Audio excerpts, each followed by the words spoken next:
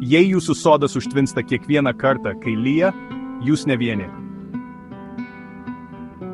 Jei norėtumėte, kad galėtumėte perkelti vandenį į kalną, mąstote kaip Archimedas. Ir jei kada nors matėte Archimedo sraigtą, matote gryną senovės išradingumą.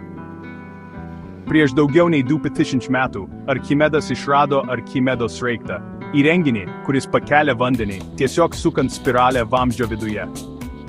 Ūkininkai jį naudojo pasėliams laistyti, jūreiviai vandeniu iš laivų pašalinti, o šiandien mes vis dar naudojame tą patį dizainą drėkinimui ir net kai kuriuose gamyklose.